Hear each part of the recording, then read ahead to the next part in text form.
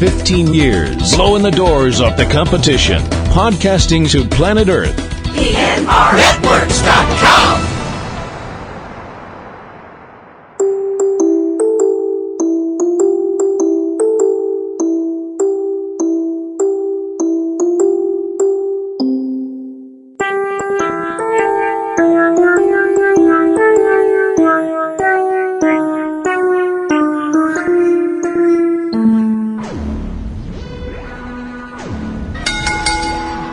Now entering the PNR Networks arena, coming down the aisle from Revere, Massachusetts, weighing in at absolutely none of your business. It's the Mistress of Mayhem, the Queen of Quips. It's time for Ring Around the Rosie with your hostess, Kim Brown.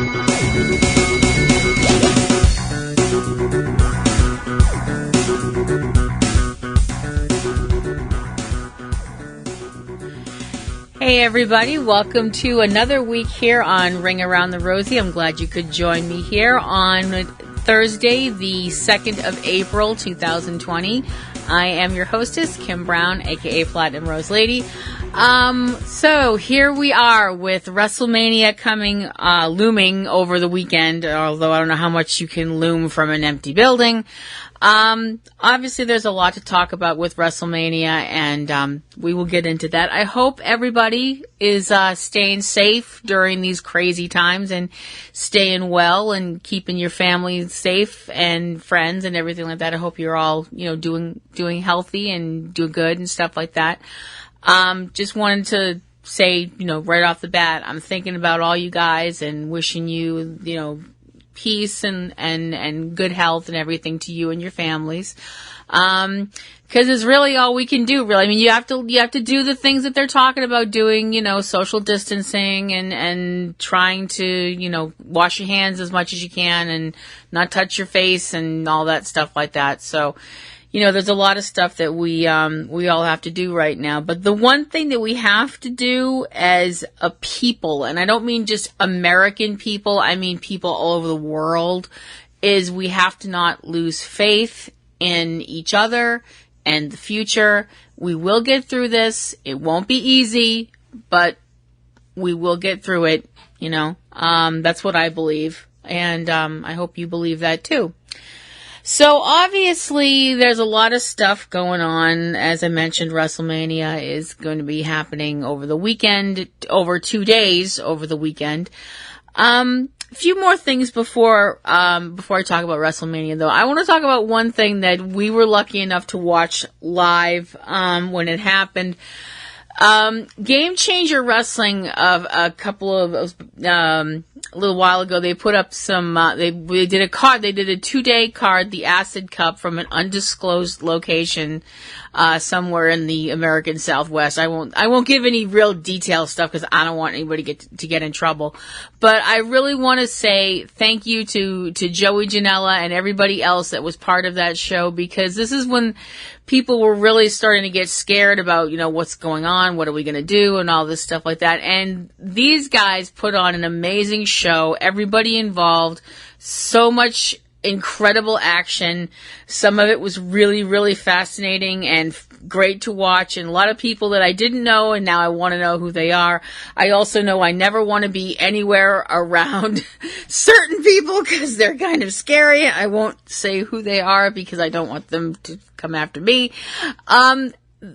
Game Changer Wrestling did put up on YouTube their social distancing match, which was held between Joey Janela and Jimmy Lloyd. And oh my gosh, you guys, if you haven't seen this match, please go check this out. Oh my gosh, this was so funny. And I don't want anybody to think that they weren't taking it. I mean, we all know that this thing is serious. This virus is serious and the consequences are serious. But this whole social distancing match was just one of the goofiest things I've ever seen. And it was really, really funny. Seriously, so much kudos to Joey and Jimmy and the referee for putting this whole thing together. And it was just, oh my gosh, it was total lunacy. So definitely, go check that out over on YouTube when you get a chance. Also this week, as I'm recording this, Tuesday night was the premiere on Viceland of the next episode of Dark Side of the Ring after the amazing 2-part episode that they did about the whole tragedy with Chris Benoit. This episode was about the career and the controversies of New Jack, a member of the Gangsters who caused enough damage on his own to probably write 5 or 6 books about. Narrated by Chris Jericho. It was a really interesting look at New Jack and the things that he did and the things that, you know, I hadn't seen a lot of the earlier stuff. I'd only heard about it. Some of the earlier things when New Jack and Mustafa Saeed started out as the Gangsters. Also with D'Lo Brown. I didn't realize D'Lo Brown was part of that group. I was like, oh wow, didn't realize that. You know, that their time in Smoky Mountain and stuff like that. And the thing that I was like, oh my gosh, was the fact that I was, they showed some of the footage of that from that time. And I'm like, wow. I mean, you talk about heat and then you talk about nuclear, oh my gosh, someone's going to get hurt heat. And that's what the Gangsters had in those areas. And the thing is, what really makes me sad though is that, you know, they were talking about, you know, people still using the N-word like it's just part of their language. I'm like, really? Still? Really? You know, it's like, you know, people wonder, it's like I've told people in my life, I'm like, you know, sometimes I get to the point where I just want to string Christmas lights up on the ceiling of our roof of the building and be like, come take me. And hopefully the extraterrestrials will come down and, you know, beam me up. And as long as they don't look like xenomorphs, I'll be fine with it. And people are like, why do you say things like that? I'm like, because of crap like this, because, you know, it's like racism still shouldn't be a thing. It's ridiculous. Knock it off. People shouldn't be using words like that. It's craziness. And, of course, also during the episode, because it is an episode about New Jack and all of the crazy things that he's done in his career, was talking about the incident that occurred in Revere, Massachusetts. And I gotta say, I got a big thrill hearing Chris Jericho say Revere, Massachusetts. That just kind of gave me a thrill. I was like, oh wow, that's so cool. Back in 1996, of course, the mass transit incident, as it's become known. It was really weird seeing the two of the men that they interviewed, 2 of the men that were on security that night, and they had gone to the place where the Wonderland Ballroom was. I say was because the building's been torn down.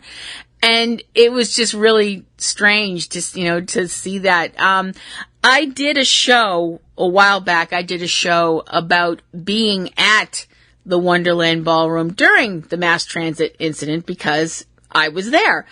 And there will be a link down in the show notes, about, you can go click on that show and listen to a first person narrative about what it was like to be in the building on a night when we had absolutely no idea that what was going to happen was going to change the world of wrestling completely and set wrestling on its ear and put wrestling in the spotlight again in a way that absolutely nobody wanted.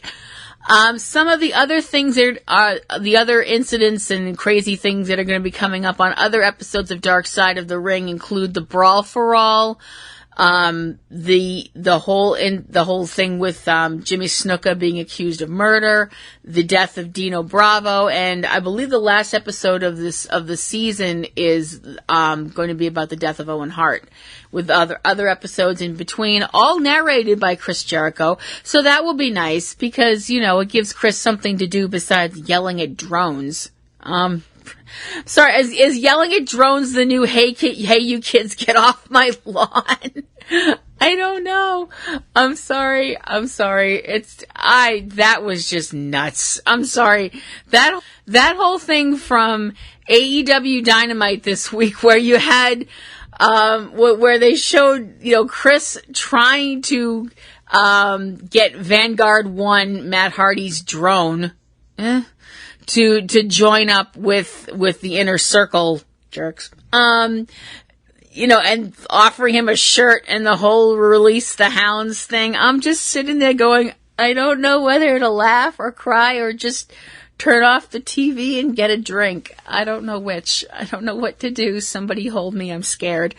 I thought Dynamite was great this week. I did. There's a few things that kind of was like, we're still doing this. I'm sorry. I get it. Okay. Brody Lee is supposed to be, AEW's way of, flipping the bird to Vince McMahon and all his idiosyncrasies. I get it. We all get it. I think everybody has got it by now. So can we just acknowledge and move on, please? I don't know. Is that too much to ask? I'm not sure. Whatever. But the matches were all great. Marco, I'm so sorry, dude. You put on a great show out there against big, scary new redhead guy, but I'm sorry. Oh, poor Marco. It was a great show. It was a lot of fun. Okay, so obviously we need to talk about WrestleMania because it is this weekend, whether we like it or not. It's, oh boy, WrestleMania 36, which is coming from the, Performance Center, which is in Orlando. And there will be no people there that aren't people that work there. And there will be, it's going to be a 2-night show. And the second evening, there's going to be action coming from multiple venues, apparently. I'm not sure what that means exactly. So there's that. As of right now, as usual, everybody all together, say it with me, card subject to change. The whole thing that, I'm going to go over the card real quick. This is as what I know of as of right now. So there's that. It's been announced that there's going to be a singles match between Otis of Heavy Machinery going against Dolph Ziggler with Mandy Rose. Otis, you deserved better. And if Mandy Rose can't see that, the hell with her. And if she's going to be with a douche canoe like Dolph Ziggler, that's her problem, and I hope she's had her shots. The next match on the card is the Kabuki Warriors. Asuka and Kairi Sane. I've already mentioned why I don't like this, so I'm not going to do it again, even though it bothers me. And right now, Asuka and Kairi Sane are the tag team champions. They're going against Alexa Bliss and Nikki Cross. I'm a little bit conflicted here because I do love Asuka, even though her look right now just makes me want to facepalm every time I see it because I'm like, you're so beautiful. What are you doing? And I'm sorry. I adore Nikki Cross because she's a member of the Supernatural family and we stick together.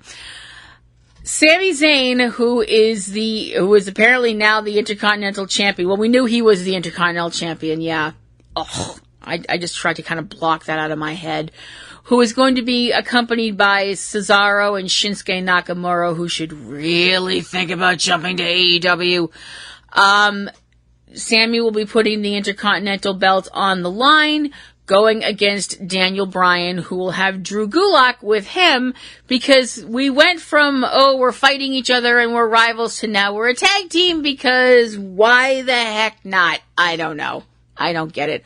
All I know is Sami Zayn does not deserve to be called Sammy. There's only one Sammy that's important out there, and his last name is Winchester. So there. It's spelled differently. I know. Don't send me angry letters. There will be a last man standing match between Edge and Randy Orton, and this is going to be ugly. This is going to be Alien Autopsy levels ugly. I hope. Because if there's anybody that I'd like to see get a huge, enormous beatdown, it would be Randy Orton, because he irritates me. And that's the only reason. He just irritates me. I mean, besides the fact he's practically straight up tried to murder Edge, pretty much since Edge came back.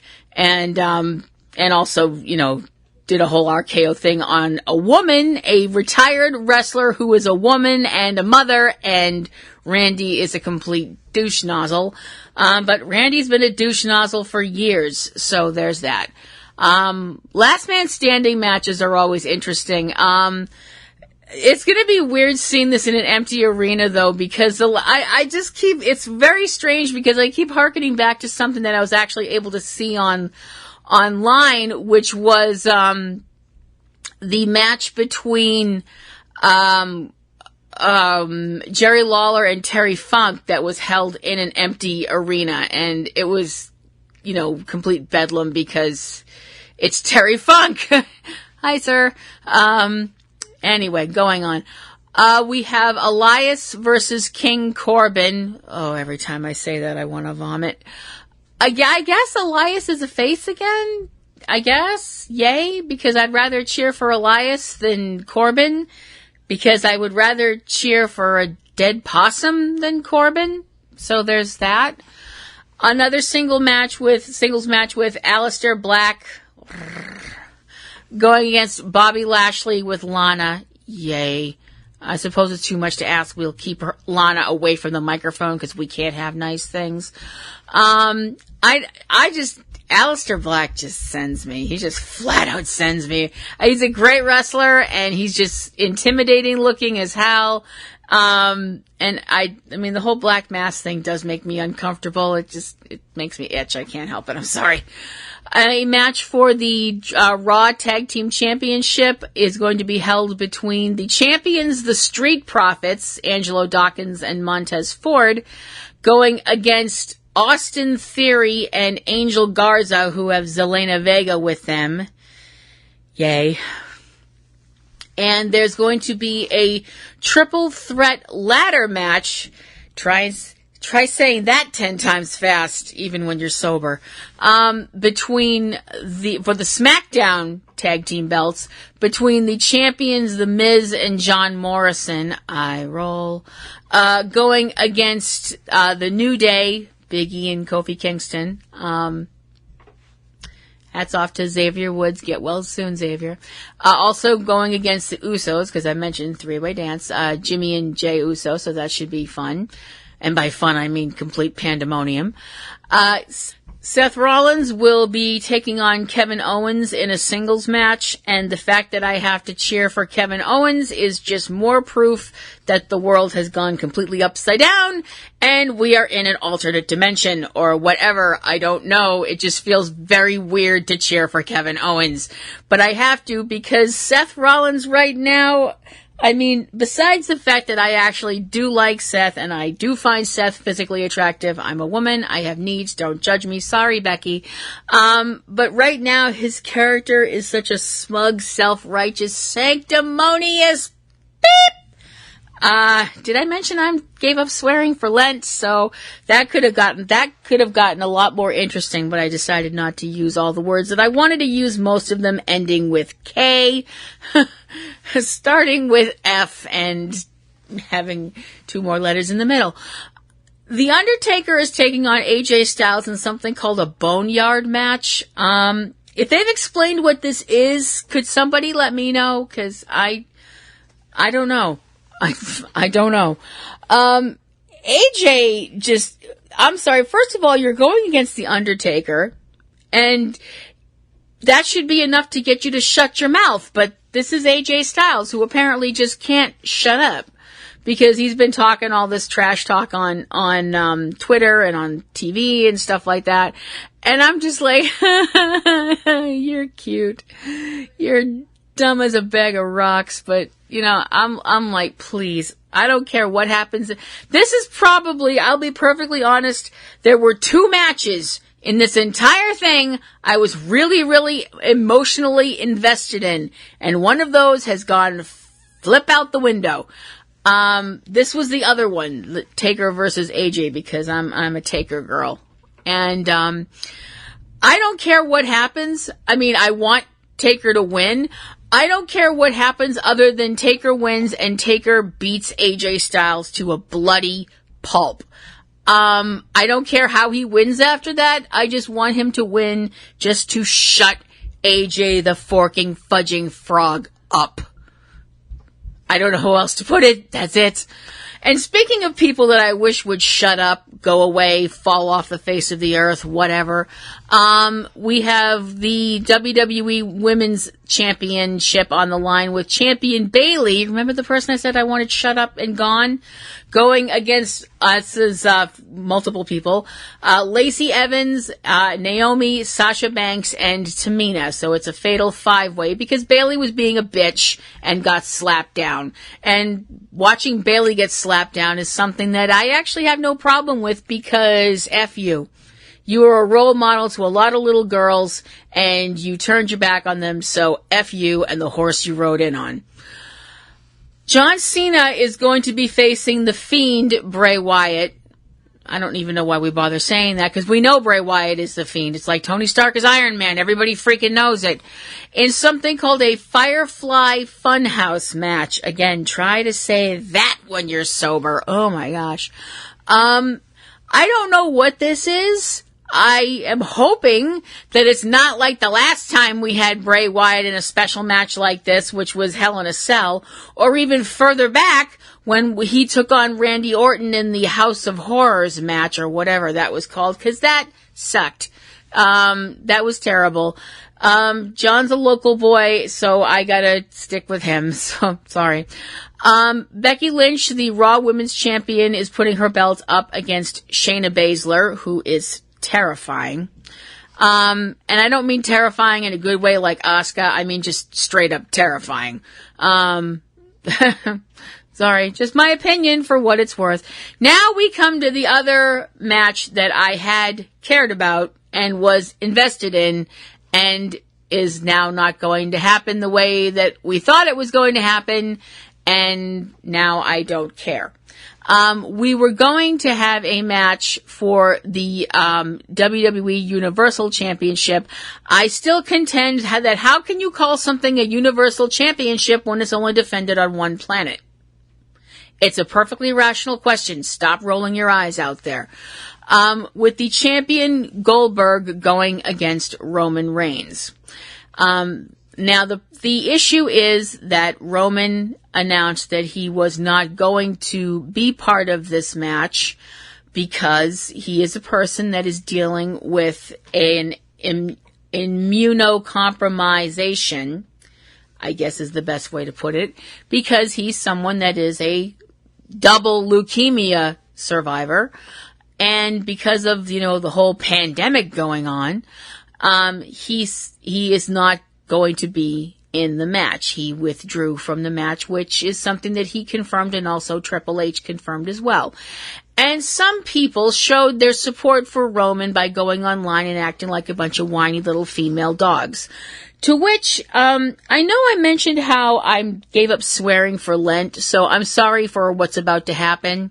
So you may want to kind of pull back from your, take one of your phones out or something, because it's about to get a little loud, just letting you know. So to all the people who've been giving Roman grief because he decided for his own health's sake to pull out of this match because of a beeping pandemic going on, you rude, selfish, self-involved, entitled sons of beep can kiss my beepin' beep, every single last mother beepin' one of you. There is a mother beepin' pandemic going on outside this beepin' door. Roman Reigns is a beepin' husband and a beepin' father. He has his wife and kids to think about. And he also has health issues. What the beep is wrong with some of you people? Get a beep in life. Hope you're doing okay, Roman. Kisses. Also, for the WWE Championship, we have Brock Lesnar, who is the champion, double, going against Drew McIntyre, who is apparently no longer the Scottish psychopath because now he's a face, and goodness knows faces can't be psychopaths.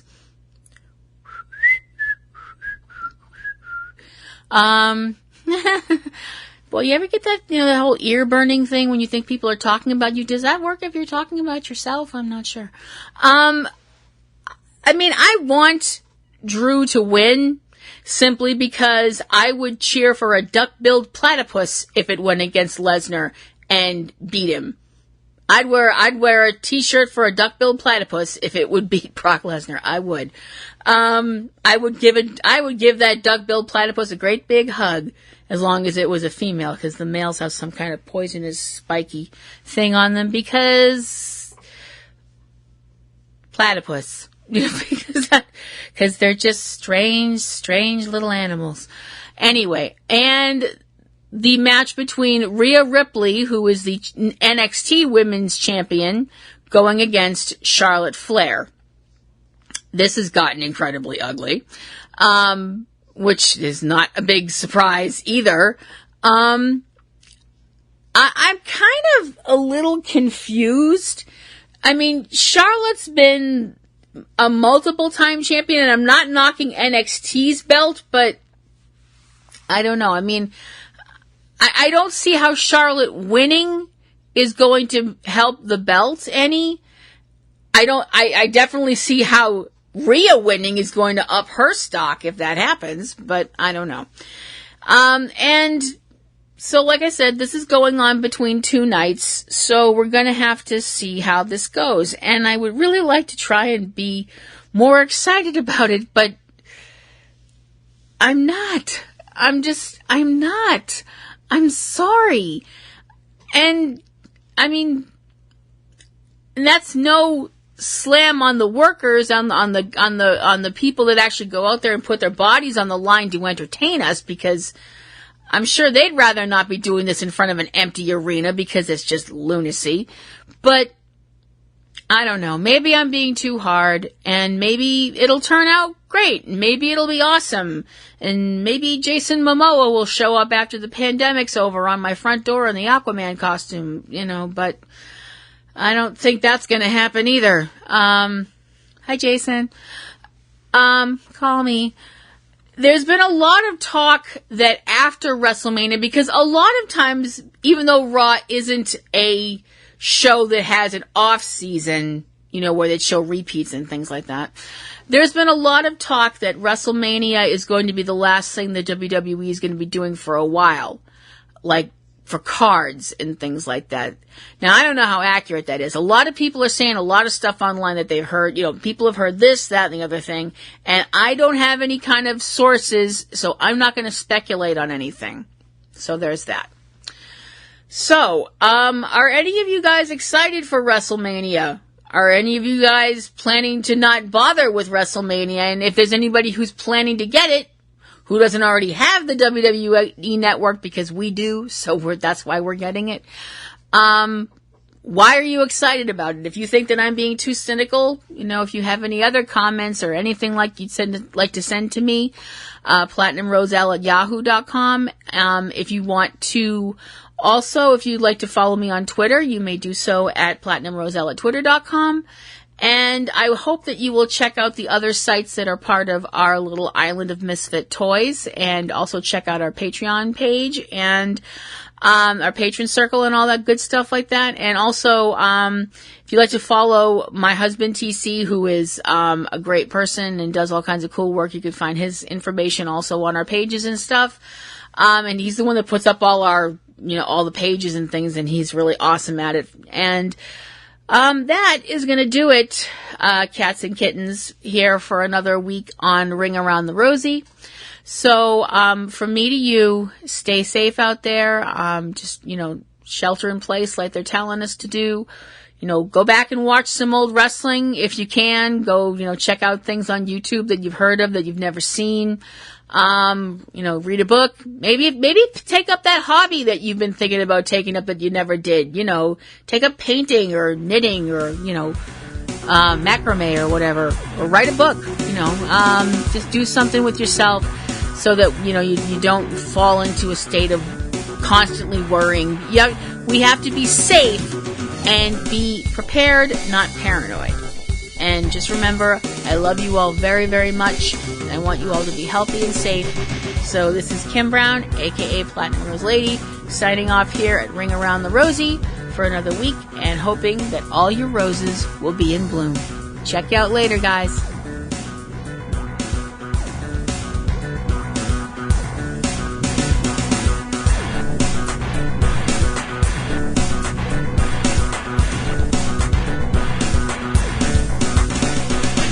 You have been listening to Ring Around the Rosie with Kim Brown, a production of PNR Networks.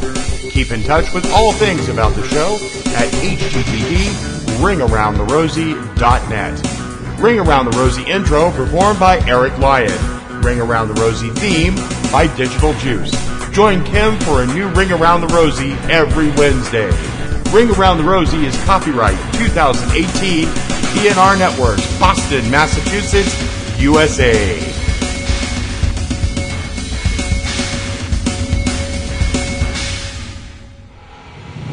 15 years, blowing the doors off the competition, podcasting to planet Earth. PNRNetworks.com